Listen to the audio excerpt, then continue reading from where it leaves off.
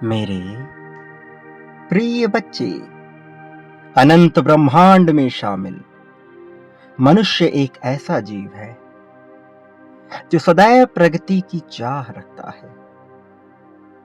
ऐसी प्रगति की चाह प्राकृतिक रूप से कोई अन्य जीव जंतु जाहिर नहीं कर पाता, किंतु मनुष्य अपने ही बनाए हुए मान्यताओं के बंधन में इस प्रकार बंधा है कि सही और गलत के तौल में खुद को निरंतर तौलता रहता है और धीरे धीरे वह स्वयं को ही समाप्त कर लेता है। लेकिन उसकी चाह, प्रगति की चाह कभी समाप्त नहीं होती। उसकी सब कुछ अपना कर सब कुछ पा लेने की चाहत कभी समाप्त नहीं होती। यह निरंतर बहती हुई चाहत उसे मन ही मन झकझोरती रहती है, उसे बार बार याद दिलाती है कि उसका उद्देश्य क्या है। उसे यह ढूंढना होगा। उसे बार बार यह स्मरण कराती है कि वह साधारण नहीं है।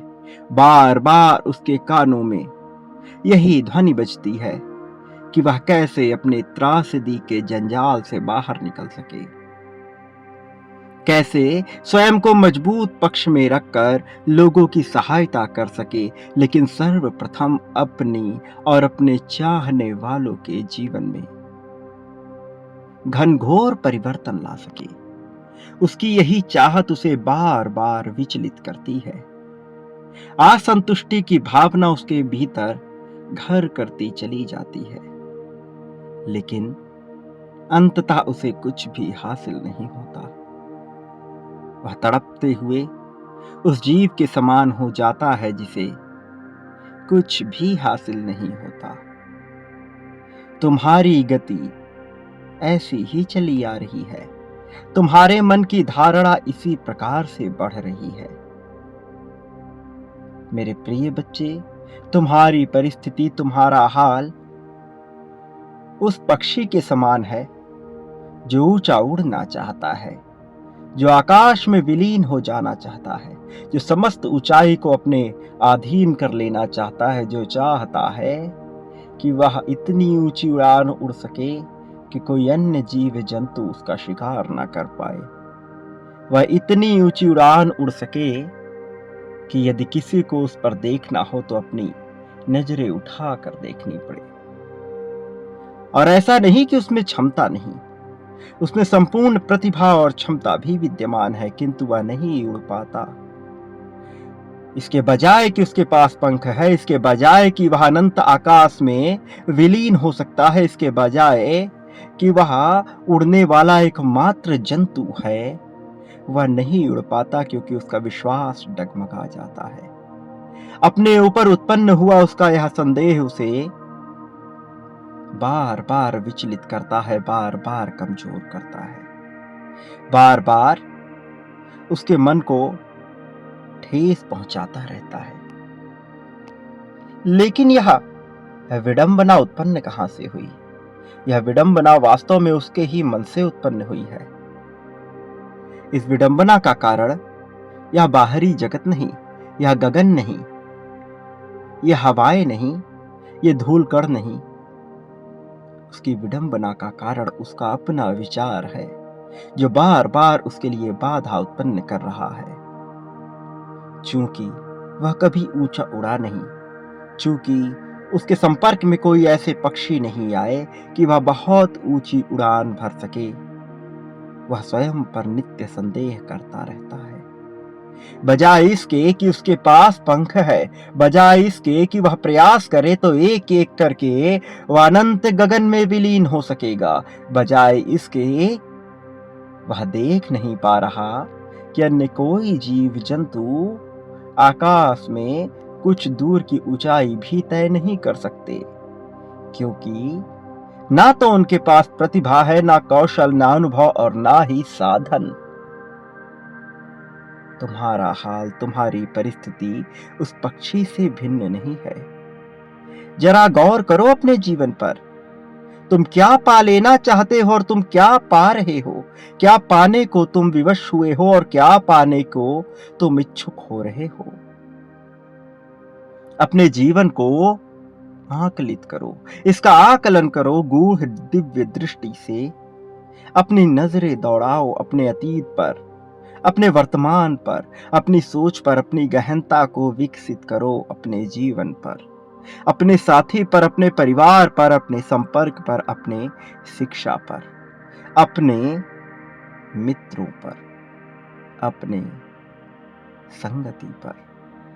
फिर तुम पाओगे यह हो रहा है क्योंकि तुम्हारा विश्वास मजबूत नहीं हो पा रहा, क्योंकि तुम्हारी समर्पण की भावना चाहे कितनी ही उच्च श्रेणी की क्यों ना हो, तुम्हारी क्रियाओं में यह झलक नहीं रही। बजाय इसके कि तुम योग्य हो, बजाय इसके कि तुम ही सामर्थ्यवान हो, बजाय इसके कि तुम अपने सामर्थ्य का गुणगान करो, तुम्हें अपनी क्षमता पर संदेह नहीं करना होगा।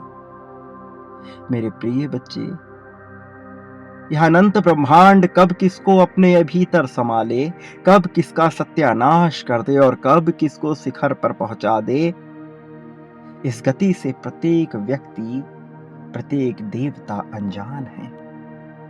लेकिन यदि कोई इससे परिचित है तो वह केवल समय है, और समय उसी के पक्ष में होता है जो अपने हित में कार्य करने को इच्छुक होता है, जो जानबूझकर अपना अहित नहीं करता।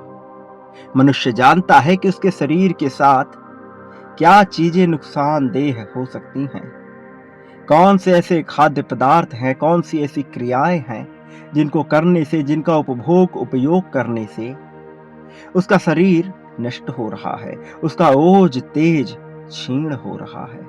वह जानता है उन क्रियाओं को, किंतु अपने मन के आगे ऐसा विवश हो चला है कि वह उसे समाप्त नहीं कर पा रहा। वह अनुशासन विहीन होता जा रहा है, अनुशासन के महत्व को वह समझ ही नहीं पा रहा, और जो मनुष्य अनुशासन के महत्व को समझ नहीं पाता उसका पतन हो ही जाता है। प्रिय बच्चे, यदि तुम नहीं चाहते तुम्हारा पतन हो तो तुम्हें अनुशासन में रहकर कार्य करना होगा। और अनुशासन का अर्थ यह नहीं कि तुम किसी कार्य को किस समय पर करते हो। अनुशासन का सीधा सा अर्थ यह है कि यदि तुमने अपने आप से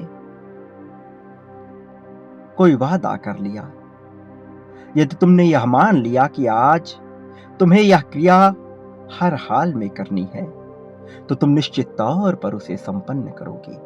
चाहे तुम्हारे सामने परिस्थिति तुम्हारे पक्ष में हो अथवा विपक्ष में, चाहे प्रत्येक संसार तुम्हारे विरोध में आ खड़ा हो, चाहे तुम्हारा अपना मन तुम्हें बार बार रोक टोक रहा हो, चाहे तुम अपने आप को मजबूर स्थिति में ही क्यों ना पाओ, किंतु अपने भीतर की मजबूती को उजागर कर, स्वयं में आत्मविश्वास बढ़ाकर, स्वयं को आगे लाने वाला, कार्य करने वाला मनुष्य ही योद्धा होता है, और वही अनुशासन में रहकर कार्य करता है।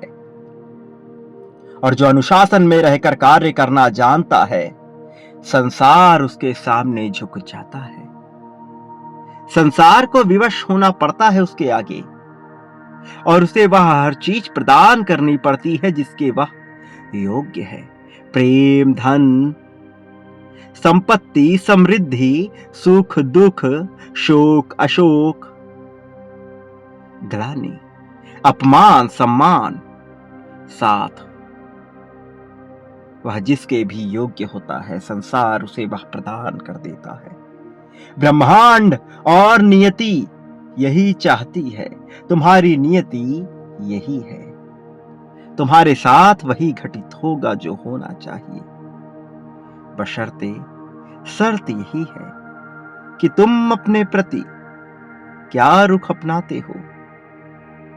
सम्मान की चाह रखने वाले मनुष्य को अपमान का घूंट सहना पड़ता है, सुख की चाह रखने वाले मनुष्य को दुख के आंसू झेलने पड़ते हैं। लेकिन जो मनुष्य अपने भीतर विश्वास उजागर करता है जो स्वयं की क्षमता पर संदेह नहीं करता। वह चाहे कितने ही दुखों का स्वामी क्यों ना हो जाए, चाहे कितने ही दुख उसे घेर कर क्यों ना उसके जीवन को तबाह करने की राह में ले आए, लेकिन फिर भी उसका बाल बाका नहीं कर सकती, क्योंकि मैं स्वयं परमात्मा, यह ब्रह्मांड, नियति, देवता, देवगण, समस्त जीव, अजीब, सजीव, निर्जीव, सब कुछ उसके पक्ष में कार्य करने लगते हैं।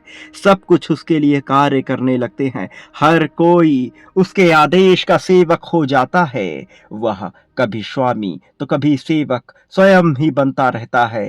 वो जो स्वयं को इस सृष्टि से भिन्न नहीं मानता, वो जो स्वयं को ही नियति मानता है, जो स्वयं को ही रचनाकार मानता है, जो जिम्मेदारी उठाना जानता है, जो जानबूझकर गलतियां नहीं करता, जो निर्णय लेना जानता है, जो निर्णायक होना जानता है, जिसको अपनी क्षमता पर संदेह नहीं, जिसको अपने ईश्वर पर संदेह नहीं, जो जीवन को खेल की भांति लेकर इस रंगमंच को खेलना जानता है, जो नाटक में भाग लेना जानता है, जो सर्वश्रेष्ठ अभिनेता बनना जानता है, जो आगे आना जानता है, उसका भला कोई बाल भी बांका कैसे कर सकेगा। वो जिसको अपने ईश्वर पर विश्वास है, जो जानता है, जो मानता है, जो मान्यताओं को तोड़कर, जो धारणाओं को तोड़कर अपने जीवन को आकार देना जानता है, जो अपने अनुभव के आधार पर जीवन जीना जानता है, जो अनुभव से सीख लेना जानता है, जो गलतियों को नहीं दोहराता है, वही योद्धा बनकर निखरता। और ऐसा ही योद्धा तुम्हें बनना है, क्योंकि तुम में प्रतिभा है, तुम में क्षमता है। मैंने देखा है तुम्हारे गुणों को, तुम्हारे दोषों को। मैं जानता हूं कि तुम प्रतिभावान हो, मैं जानता हूं कि तुम योग्य हो, मैं जानता हूं कि तुम्हें प्रेम मिलना चाहिए, मैं जानता हूं कि तुम क्या कुछ कर सकते हो इस संसार को बेहतर बनाने के लिए। मैं तुम्हें आशीर्वाद देता हूं प्रगति का, संतोष का, संपत्ति का। मैं तुम्हें आशीर्वाद देता हूं सुकून का, शांति का। मैं तुम्हें आशीर्वाद देता हूं समृद्धि का, सहानुभूति का, साथ का। मैं तुम्हें आशीर्वाद देता हूं सफलता का, संघर्ष से मुक्ति का, सुख का, सौभाग्य का। तुम इसे पाने के योग्य हो मेरे प्रिय बच्चे। स्वयं की क्षमता पर संदेह करना बंद करो, स्वयं को कमजोर आंकना बंद करो, यह मानना बंद करो कि तुम्हारे साथ अत्याचार, अन्याय हुआ है। यह मानना बंद करो कि तुम्हारे साथ शोषण हुआ है, तुम शोषित हो। बल्कि इसके बजाय यह मानो कि तुम जिम्मेदार हो, तुम जिम्मेदारी उठाना जानते हो, तुम में प्रतिभा है, तुम अकेले ही काफी हो, तुम्हें किसी की आवश्यकता नहीं। और जिसे किसी की आवश्यकता नहीं, उसके पास हर कोई आ जाता है। और जो हर किसी के पीछे भागता रहता है, जो लोगों को अपनी जरूरत बना लेता है, जो लोगों को अपना आधार बना लेता है, वो जो लोगों के अनुसार जीवन जीता है, वह इस मृदा में मिल जाता है, वह कुछ कर नहीं पाता, वह इस भू में शामिल होकर भूसाई हो जाता है।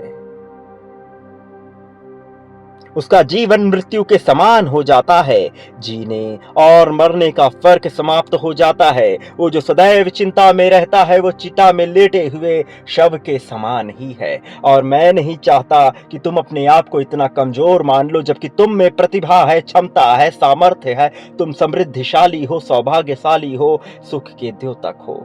तुम सब कुछ पा लेने के योग्य है मेरे प्रिय बच्चे। अपने ऊपर संदेह करना बंद करो।